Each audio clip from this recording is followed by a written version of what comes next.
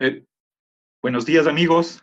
Estamos por quinta ocasión con el profesor Lorenzo Peña, quien muy amablemente nos ha concedido esta entrevista para continuar explorando las ideas del libro Visión Lógica del Derecho, que fue publicado el 22 de noviembre del 2017 en Madrid por la editorial Plaza y Valdés.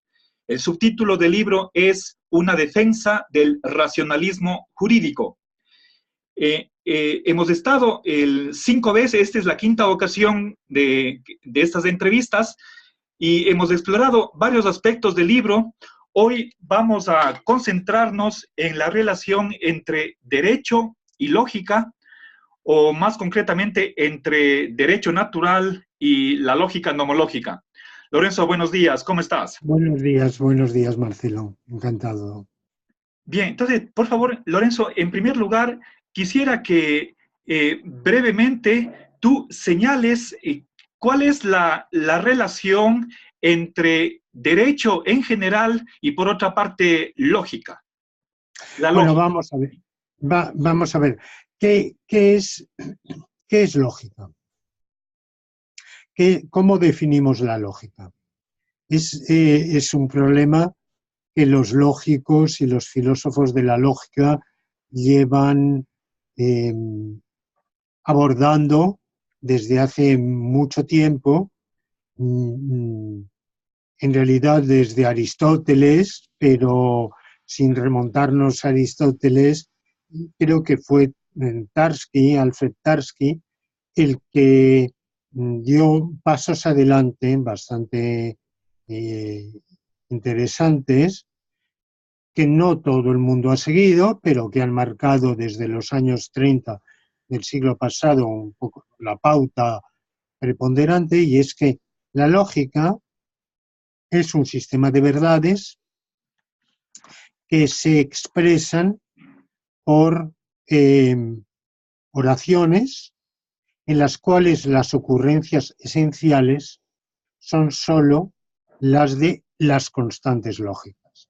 ¿Qué quiere decir ocurrencias esenciales? Pues sencillamente que podemos cambiar las demás palabras por otras sin alterar la verdad del resultado, y en cambio es esencial no cambiar, no sustituir por otra una de las constantes lógicas. Bueno, ¿y cuáles son las constantes lógicas? Porque de algún modo hemos hecho una definición circular, ¿verdad? Bueno, las constantes lógicas, decía Tarski, podemos dar ciertas pautas aproximadas. Él la dio con una teoría de modelos de por qué consideramos unas constantes lógicas en vez de otras, pero en realidad no existe ningún criterio de principio general para determinar estas son constantes lógicas y las demás no lo son. De manera que de ahí dio un paso Quine, unos pocos años después, y dijo en realidad las constantes lógicas se determinan por enumeración. Quine no siempre fue fiel a ese punto de vista. En su evolución mental hay diferentes matices, pero esta postura clásica que él formuló en torno al año 1938-39 aproximadamente, creo que es la que ha quedado como más característica de su pensamiento, y yo personalmente la juzgo bastante atinada. Hay una enumeración, evidentemente no es por puro azar, no jugamos a la lotería para saber qué constantes lógicas vamos a tomar, pero sí hay hay un criterio general de que la lógica se aplique a todo, pero eso es muy relativo, porque la lógica deóntica no se aplica a todo, evidentemente. El físico no tiene nada que hacer con la lógica deóntica. Pero, en fin, la lógica tiene que ser de una aplicación bastante general, tiene que ser relativamente neutral con respecto a diferentes posturas filosóficas, relativamente, porque no lo es indefinidamente. No cualquier sistema de lógica es compatible con cualquier sistema filosófico. Bueno, pero esta pauta general de neutralidad, que es una pauta heurística meramente orientativa y bastante vaga, por otro lado, es la que nos sirve para determinar, bueno, pues estas son las constantes lógicas. Entonces, las constantes lógicas, al principio de los primeros sistemas lógicos, son muy poquitas, y, o, todos, no, bueno, luego fueron viniendo las lógicas llamadas intencionales, es posible, ahora, después, algunas veces, la lógica temporal, la lógica modal y la lógica deóntica. Ha habido muchos intentos de lógicas con mayor o con menor éxito en diversos campos, pero la lógica deóntica, por tanto, sería una lógica que a esas constantes que hemos mencionado añadiría las de obligación, prohibición y licitud, que en realidad son interdefinibles gracias a la negación, porque lo prohibido es aquello cuya negación es obligatoria, lo lícito es aquello cuya, que no está prohibido. Por tanto, son interdefinibles y con esas constantes añadimos y completamos una lógica. Ahora bien, para que unas ciertas verdades las admitamos en el acervo de la lógica, tiene que ser, primero, contener solo constantes lógicas. Hemos añadido estas que acabamos de decir. Pero segundo, tiene que ser susceptible, este es un criterio adicional, de un tratamiento formalizado. Es muy difícil dar una definición estrictamente rigurosa de qué se quiere decir por tratamiento formalizado. Quiere decir que se pueda reflejar con unos signos, con unos símbolos, a fin de poder ver las pruebas, no solamente seguirlas por el entendimiento, comprenderlas, entenderlas, sino de algún modo verlas, poderlas seguir de vista. Por tanto, tiene que ser bastante compacto y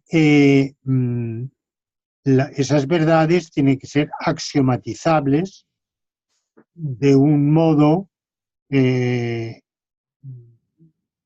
principio, recursivamente axiomatizables. Esto se puede extender, no es un requisito absolutamente necesario, pero tenemos que tener procedimientos claros para determinar cuáles son los axiomas que hemos escogido o que vamos incorporando a nuestro sistema. Eso es lógica, y lógica deóntica es, por tanto, la que contiene esas constantes deónticas que acabo de señalar, de obligación, licitud y prohibición, siempre y cuando las verdades que integremos en ese sistema sean verdades formalizables, axiomatizables, en un sistema manejable según los parámetros de rigor de la lógica. ¿Cuál es el fundamento de que haya una lógica nomológica o una lógica deóntica, digámoslo más en general?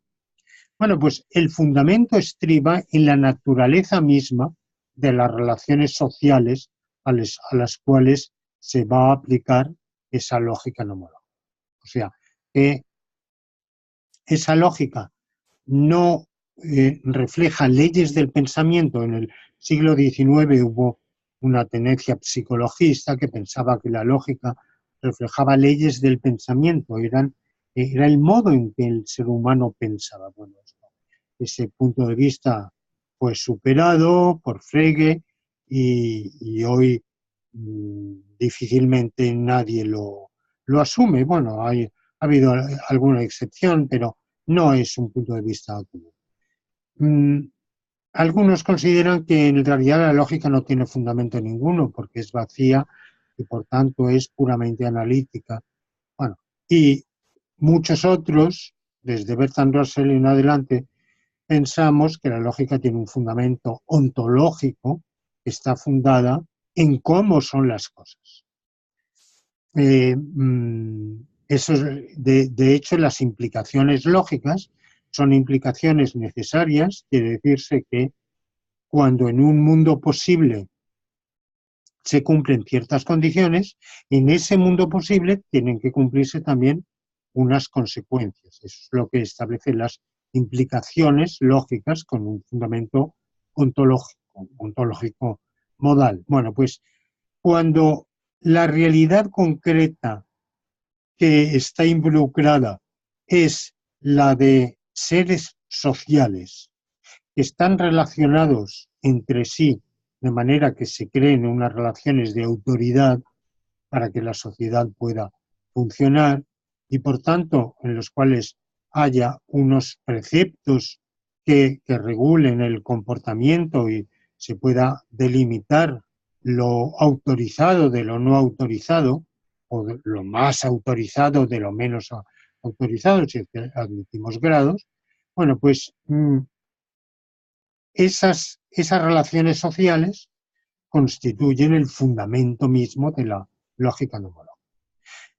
¿Y qué es derecho natural? Pues derecho natural es sencillamente un conjunto de situaciones jurídicas, o sea, de situaciones normativas que involucran las calificaciones de obligación, licitud o prohibición, y que existen en virtud de la propia naturaleza de las relaciones sociales y de la propia naturaleza de los vínculos deónticos establecidos en esas relaciones sociales, independientemente de la voluntad de los individuos o de las decisiones de la autoridad, de los mandamientos de la autoridad. ¿Qué relación hay entre ambas cosas? Derecho natural y lógica nomológica. Hombre, son casi lo mismo. O sea, su fundamento es el mismo. La lógica nomológica incluye axiomas que afirman la obligatoriedad de ciertas situaciones, por ejemplo, la obligatoriedad de realizar el bien común, por ejemplo, la obligatoriedad de que toda conducta obligatoria sea también lícita. Bueno, de manera que hay una superposición entre derecho natural y lógica nomológica. Pero hay una diferencia que es justamente la que he mencionado antes de la axiomatización y la formalización. La lógica nomológica es toda ella axiomatizable, formalizable. Es toda ella tratable con esos criterios de formalización que he señalado. En cambio, el derecho natural contiene asertos, consideraciones, afirmaciones que no son susceptibles de ese tratamiento, o por lo menos hoy no lo hemos logrado. No quiere decir que no se logre, porque la lógica está evolucionando constantemente, sus criterios están evolucionando, sus métodos también. Nuestra propia comprensión del derecho natural también evoluciona. También quizá hoy sabemos formular mejor ciertos enunciados. Nuestro derecho natural, que es un heredero y continuador del de la Ilustración, se formula de manera como no lo formulaban los filósofos de la Ilustración, porque no tenían del todo los instrumentos conceptuales analíticos que tenemos hoy. Entonces, podemos pensar en un acercamiento cada vez mayor, pero hoy por hoy, en la medida en que tenemos unos instrumentos de racionalización determinados, tenemos que decir, no todo en el derecho natural es lógica nomológica. La lógica nomológica es toda ella derecho natural, pero en cambio el derecho natural no es todo lógica. Esta sería, digamos, el resumen que yo daría. Ya, Lorenzo, muchas gracias. Ahora, hay una variedad de lógicas. Desde la primera década del siglo XX, además de la lógica de Frege y Russell, aparecieron otras lógicas que introducen grados de verdad y a mediados de siglo, otras que toleran la contradicción. Entonces, son lógicas no clásicas y obviamente tú tienes un sistema de lógica no clásica. Ahora, para un poco ahondar en cada uno de estos dos tipos de lógicas no clásicas, separemos lo que son grados de verdad y por otra parte contradicción, es decir, lógicas multivalentes de las lógicas paraconsistentes. Para quienes no conocen, Lorenzo Peña tiene un sistema que aúna a la vez la gradualidad, los grados de verdad y por otra parte la contradicción, la paraconsistencia, en una lógica difusa. Y entonces, esa lógica está presente en tu tratamiento de lo que es el derecho, ¿sí? Tratamiento filosófico. Ahora, quisiera, por favor, continuar con que nos des unos detalles sobre por qué es necesaria una lógica gradual, ¿sí? Seguramente eso tiene relación con que hay en el derecho, en la normatividad, hay cuestiones de grado. Por favor, Lorenzo, ¿podrías ahondar en este tema? Sí, vamos a ver. Los grados en el derecho tampoco los he inventado yo. O sea, quiero decir, en toda esta aportación que se recoge en este libro hay muchísimo que son desarrollos que no nuevos, que no figuran en otros artículos, en otros autores, pero en cambio los grados, en particular, los grados en el derecho no los he inventado yo. Lo que pasa es que quizá en todos los demás tratamientos que ha habido, que se ha intentado incorporar la gradualidad al derecho, ha habido una inconsecuencia o una insuficiencia, sea de fundamentación filosófica, sea de instrumental lógico o de ambas cosas, y entonces todas ellas han quedado un poco a medio camino. La lógica gradualista en realidad es un desarrollo de lo que se llamó lógica difusa, lógica fuzzy en inglés, que se ha traducido al español de varios modos. El modo más usual es lógica difusa o lógica de lo difuso, que establece que hay grados de verdad. Estos grados de verdad se han entendido de varias maneras. Para algunos son grados de existencia de los propios hechos, para otros, por el contrario, son grados en nuestra representación mental. Bueno, yo no voy a entrar ahora en esas discusiones que exceden nuestra temática actual. Los grados de verdad fueron desarrollados por una serie de lógicas. Estas lógicas se inspiraron en la que inicialmente, por motivos totalmente diferentes, que no tenían nada que ver con una concepción de grados, había desarrollado el genial lógico polaco Łukasiewicz. Fueron desarrolladas por los ingenieros en los años 60, 70, 80 y siguen aplicándose en muchos ámbitos de la ingeniería. Han tenido menos éxito en filosofía. Los filósofos han sido mucho más conservadores, mucho más reticentes a admitir grados de verdad. Entonces, desde los años 80 aproximadamente del siglo pasado,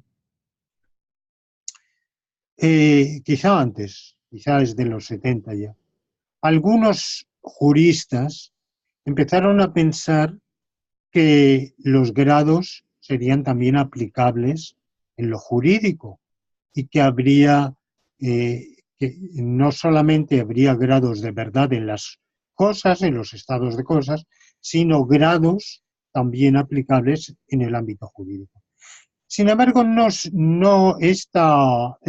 hubo diversos, sobre todo en Francia, es el país quizá donde se elaboraron más esbozos.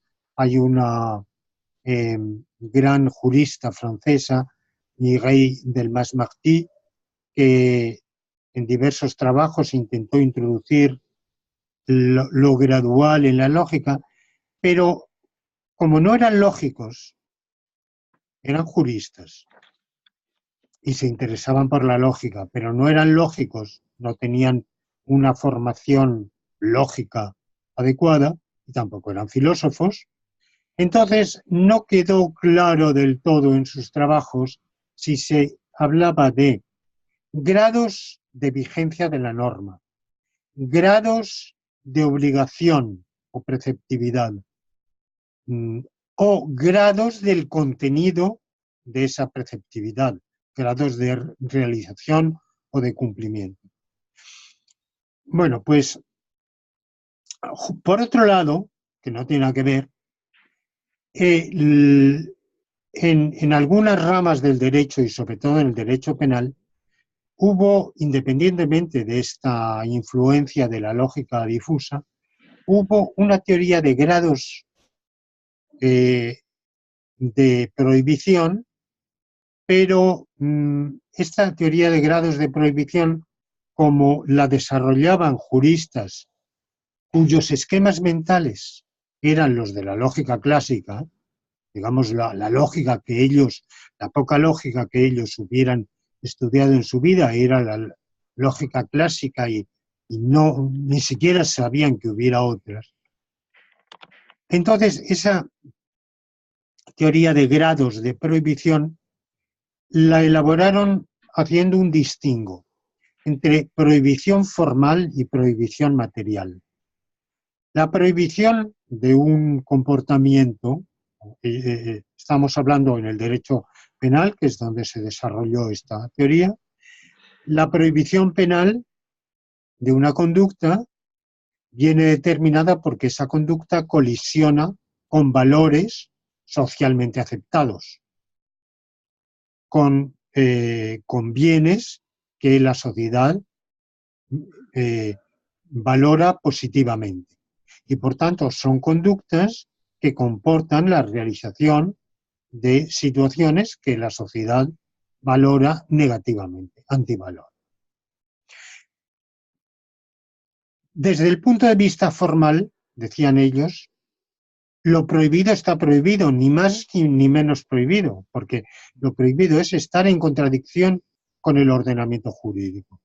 Y ahí, piensan ellos, no caben grados. Pero eso en lo formal, pero en lo material, la prohibición material, que es la colisión con los valores positivamente valorados por la sociedad y por el ordenamiento jurídico, en la prohibición material caben grados. Y la prueba de que caben grados es que unas conductas están sancionadas más gravemente que otras. ¿Por qué están sancionadas más gravemente que otras? Puede ser por varias razones, puede ser por una razón de política criminal, pero de manera general el criterio es que está sancionado más gravemente aquello que comporta una prohibición material mayor, o como ellos lo dicen, porque tienen su propia jerga, un grado del injusto material mayor. Pero ellos distinguían el injusto formal del injusto material.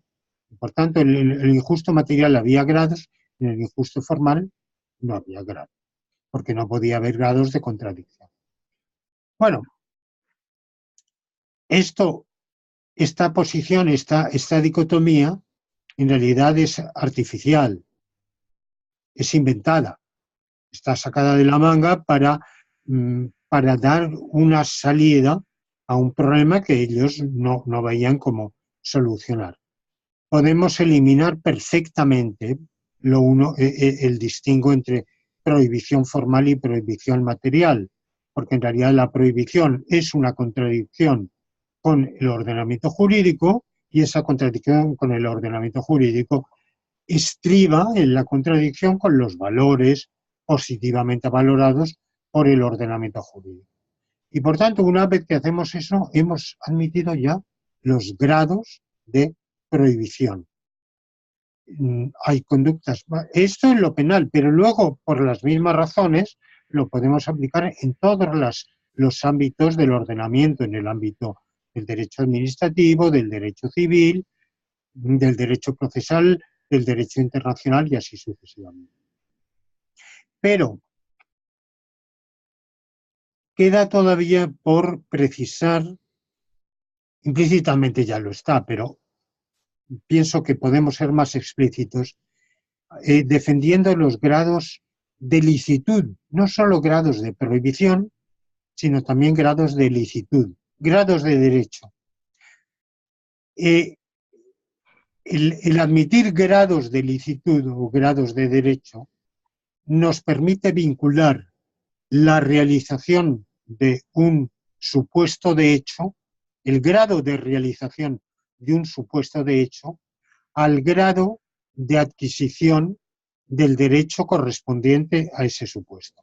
Por ejemplo, la Convención del Derecho del Niño dice, en la medida en que el menor desarrolla o haya desarrollado su capacidad cognoscitiva y volitiva, su opinión ha de tomarse en seria consideración a la hora de determinar su suerte. Esto, por ejemplo, es hoy en el derecho civil con la cantidad de divorcios y de problemas de guarda y custodia de los hijos a uno de los progenitores. Bueno, pues la opinión del menor cuenta, pero cuenta en la medida en que el menor haya desarrollado esa capacidad. Evidentemente, eso depende en parte de la edad. Sabemos que a los 12 años no se tiene la misma capacidad cognoscitiva y volitiva que a los 3, o a los 5, o a los 7.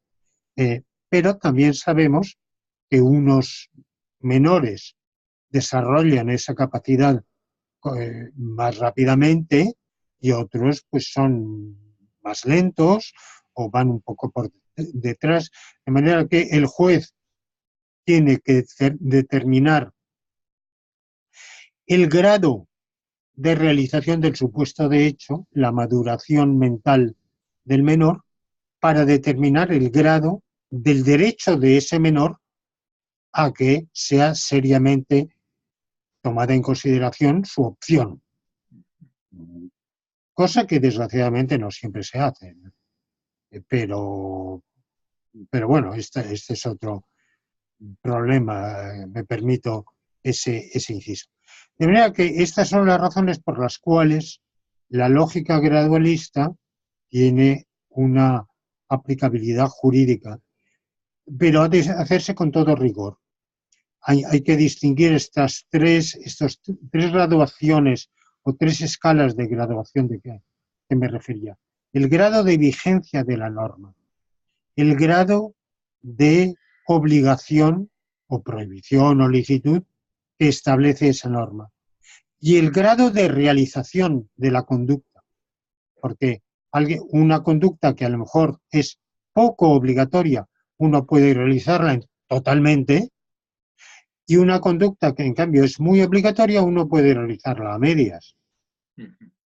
En el segundo caso, evidentemente, el cumplimiento de la obligación es sumamente deficiente. Este enfoque gradualista puede permitirnos también abordar problemas tan espinosos como, por ejemplo, el del aborto, tantos otros, ¿verdad? Donde hay lo que tenemos en la realidad es una graduación. Y sin embargo, el derecho muchas veces ha dado cortes bruscos. Bueno, el que practique un aborto pasados los 3 meses del embarazo. 3 meses y un día, porque hay una diferencia muy grande entre 3 meses y un día y 3 meses menos un día, de verdad. El, el, el, la criatura en formación es algo totalmente distinto que es Lorenzo, súbitamente... disculpa, creo que la idea está bastante clara y creo que se ha captado la relación, pero por cuestión de tiempo, discúlpame que te interrumpa y pase a la siguiente pregunta, si estás de acuerdo. Muy bien. Lorenzo, ahora quisiera que abordemos el tema de la cuestión de las antinomias o las contradicciones jurídicas y por lo tanto la correspondiente necesidad de una lógica que sepa tratar y abordar rigurosamente estas contradicciones. Bueno, de nuevo, la existencia de antinomias jurídicas tampoco la he inventado yo. O sea, quiero decir que hubo una época de la teoría jurídica y de la filosofía jurídica en que los filósofos imaginaron un derecho exento de antinomias. Pero esto era cuento de hadas. O sea, esto no, la realidad nunca ha sido así, ¿no? El emperador Justiniano prohibió en una de sus disposiciones que ningún jurista hallara contradicciones en los textos que él promulgó. Pero a mí me pueden prohibir que haya, que encuentre contradicciones, pero lo que no, eso no suprime las contradicciones. Simplemente me obligan a guardar silencio, a no decir que las he encontrado. Desde hace mucho tiempo se descubrieron las contradicciones. Por ejemplo, en la evolución del gran filósofo del derecho positivista Hans Kelsen, un cambio radical de paradigma en su modo de abordar el derecho fue el descubrimiento de las antinomias. Él había pensado durante mucho tiempo en un sistema jurídico en el cual estuviera exento de antinomias, pero nunca demostró que el derecho estuviera exento de antinomias y en realidad eso no pasaba de ser un desideratum. Pero por otro lado ese desideratum colisionaba con su positivismo que implicaba ver el derecho que es, no el que debiera ser, sino el derecho que efectivamente. Y se dio cuenta en un momento dado que ese derecho contenía antinomias. Y luego diversos autores se han dado cuenta de eso. El problema está en que si se admiten antinomias y admitimos la lógica clásica en la cual toda antinomia hace estallar el sistema, en realidad no hay más solución que decir la lógica no se aplica al derecho, el derecho es ilógico, por tanto, que es la solución a la cual llegó el último Kelsen en desesperación, no con mucho entusiasmo, pero se resignó. La lógica es inaplicable al derecho. Y hay otros autores, otros juristas que han dicho lo mismo, la lógica es inaplicable. O si no, había que acudir a algún truco, por ejemplo, distinguir diferentes planos, decir que en realidad las antinomias jurídicas establecen solo obligaciones prima facie, pero que reinterpretado el derecho, las antinomias se volatilizan porque siempre en el derecho hay alguna regla explícita o implícita de jerarquía en virtud de la cual la norma que parece colisionar con otra, en realidad al ser enfrentada con esa otra, con arreglo a ese criterio de jerarquía explícito o implícito, queda desplazada. Digamos que, por ejemplo, Dworkin, el gran filósofo del derecho norteamericano fallecido hace pocos años, uno de los más máximos representantes de la filosofía jurídica en Estados Unidos, él sostenía este punto de vista. No, en el derecho no hay contradicciones, el derecho es una integridad. Parece haber contradicciones, es muy fácil decir he hallado una contradicción, pero en realidad eso es porque no se ha hincado el codo suficientemente, no se le ha echado suficiente cabeza al asunto.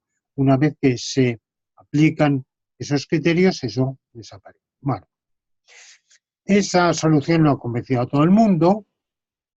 Otras soluciones serían bastante peregrinas, pero no han faltado quienes se han acogido, se han agarrado a ese clavo ardiendo. Por ejemplo, decir que negar que todo lo obligatorio sea lícito.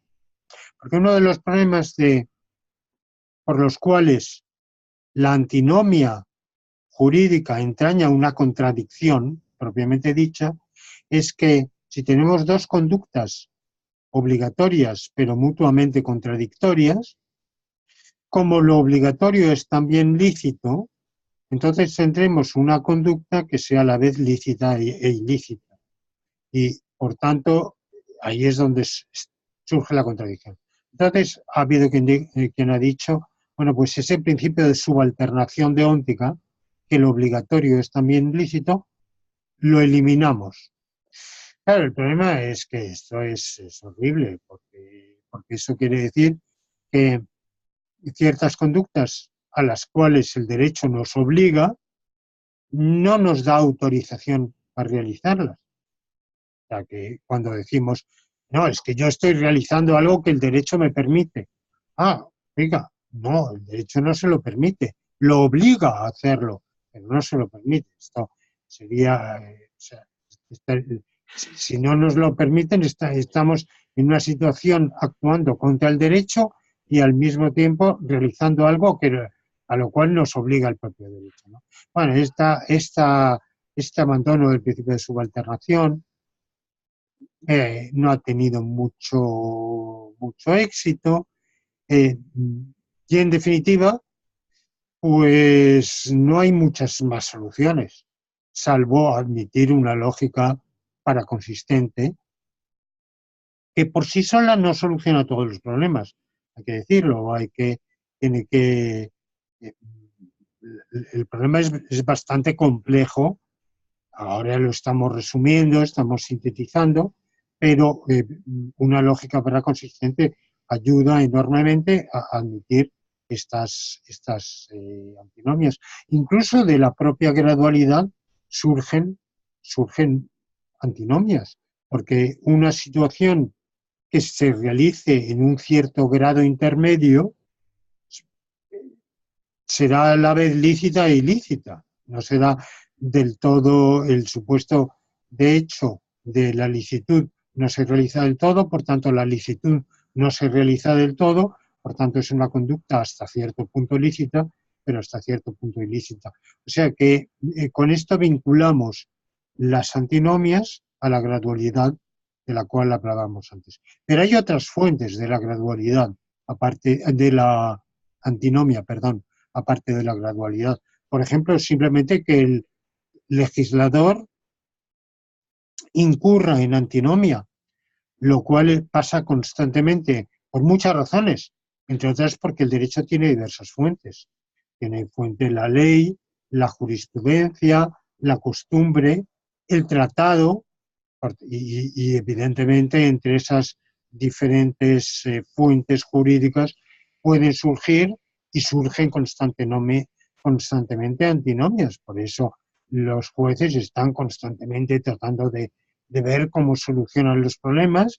Cuando hay una antinomia jurídica, cuál precepto van a aplicar y cuál van a dejar inaplicado, no porque ese precepto inaplicado no tenga vigencia, sino sencillamente porque dan prioridad, exequibilidad preferente a uno en virtud de los valores del ordenamiento jurídico.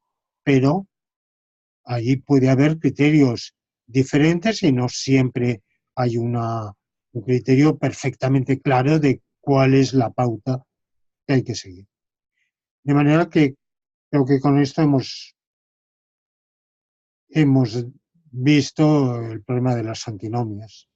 Ya, Lorenzo, entonces, para terminar esta entrevista, quisiera que brevemente hagas tú una comparación entre tu sistema de lógica, que la denominas nomológica, y algunos sistemas que se denominan lógica deóntica estándar.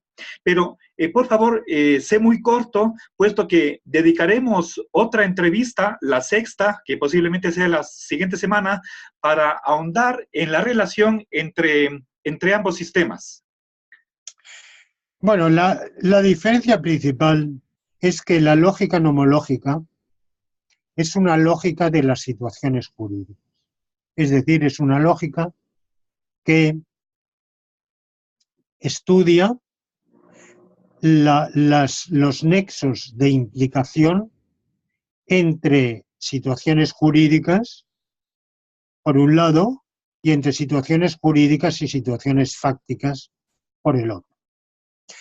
Y contiene axiomas puramente deónticos, como por ejemplo que es obligatorio realizar el bien común, o que es obligatorio que lo obligatorio sea lícito. Son axiomas nomológicos que se refieren a situaciones jurídicas.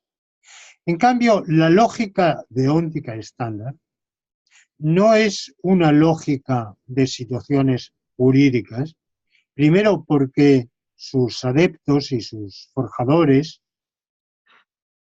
operaban dentro de los parámetros ideológicos del positivismo, tanto del positivismo jurídico como del positivismo filosófico. Y, por tanto, ni siquiera tenían una ontología de situaciones. Para que haya situaciones jurídicas tenemos que tener una ontología, tenemos que admitir que hay situaciones, que ciertas situaciones son situaciones jurídicas, o sea, las que están afectadas por operadores de obligación, prohibición o licitud. Bueno, en los parámetros en que operaban los que crearon von Wright y demás forjadores de la lógica deóntica estándar, concebían rechazaban la existencia de situaciones jurídicas o ni siquiera se lo planteaban, y en cambio consideraban que las piezas del derecho, las obligaciones, los derechos, las prohibiciones, son actitudes performativas del legislador. Un derecho es una autorización, por tanto es,